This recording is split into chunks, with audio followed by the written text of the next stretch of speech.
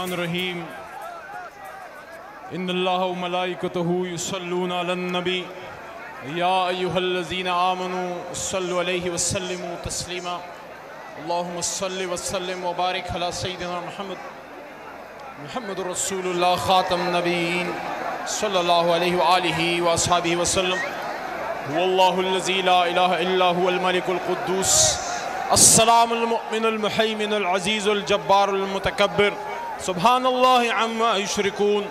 हुवल्लाहुल खालिकुल बारिउल मुसव्विरु लहुल अस्माउल हुस्ना युसब्बिहु लहू मा फिस समावाति वल अर्द व हुवल अज़ीज़ुल हकीम। सदक़ल्लाहुल अज़ीम। अटक के रहने वाले, पिंडी घेर से आने वाले ख़वातीन हज़रात, मेरे छोटे भाई बहनें बुजुर्ग और सबसे ज़्यादा पाकिस्तान तहरीक इंसाफ के वो कारकुन जिन्होंने हमेशा इमरान खान साहब की आवाज़ पे लब्बैक कहा है, मेजर साहब आप, जुल्फी साहब आप और उसके साथ साथ बुखारी साहब, यावर भाई आपका, और जितने हमारे पुराने वर्कर यहाँ पे मौजूद हैं, मलिक जाबिर साहब आपका, और उसके साथ और जितने वर्कर हैं, आप सबको आज की ये इनकलाबी रैली जलसा, ये इधर इकट्ठा होना मुबारक हो। अटक की तारीख का सबसे बड़ा जलसा है ये, अल्हम्दुलिल्लाह।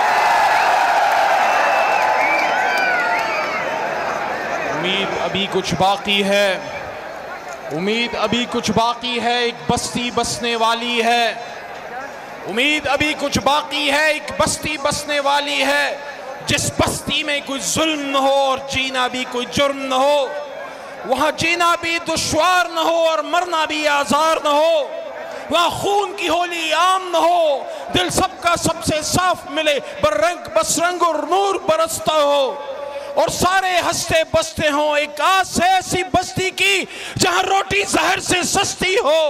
ये बस्ती काश तुम्हारी हो, ये बस्ती काश हमारी हो।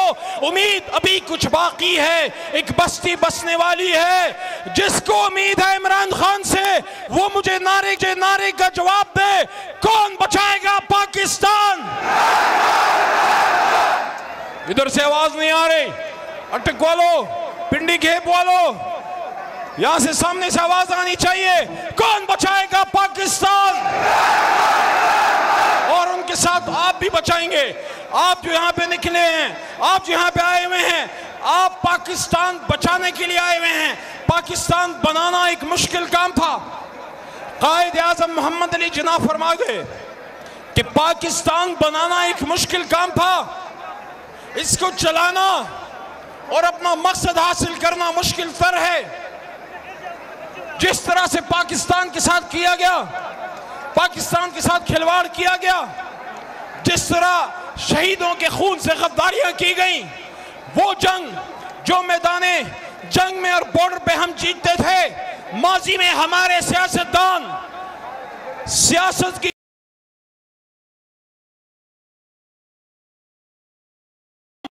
कभी आजाद पख्तूनिस्तान का नारा लगा, कभी आजाद बलोचिस्तान का नारा लगा, कभी सिंधु देश का नारा लगा।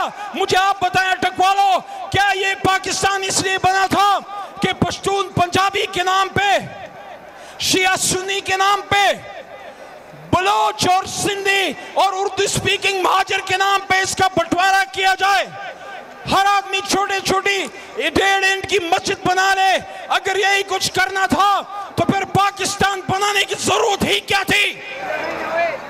ये पाकिस्तान, ओ अटक वालों, ओ मर्दान वालों, पिंडी वालों, पाकिस्तानियों, ये मेरी बात एक लाइलम शख्स की, एक कमजोर इल्म वाले शख्स की अपने साथ लिख लो। ऐ मेरे नौजवानों, ये पाकिस्तान सिर्फ तुम्हारा नहीं, ये तुम्हारे पास अमानत है।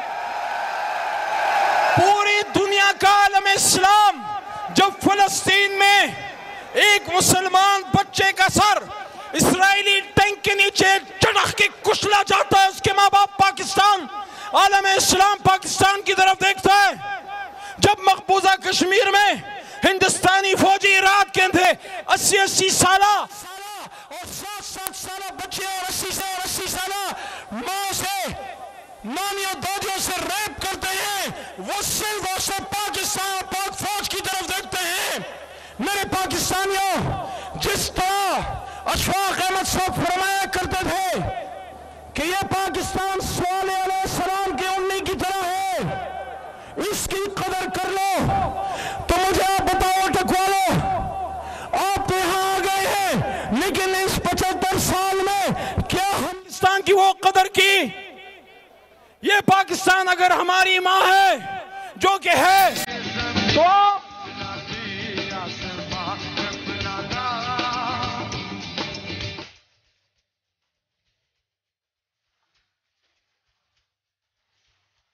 तो आप मुझे बताएं कि जो इस पाकिस्तान का ख्वाब हमने देखा था, क्या वो ख्वाब हमने रियलाइज किया?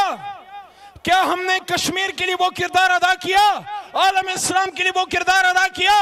क्या हमने पाकिस्तान को वो मकाम दिलाया कि ओवरसीज पाकिस्तानी जब पाकिस्तान से बाहर जाए तो लोग उसको इज्जत दें?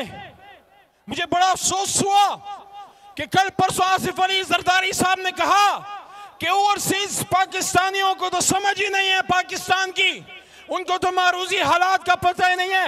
ओ यार, खुदा के बंदे, उन्हीं को तो पता है।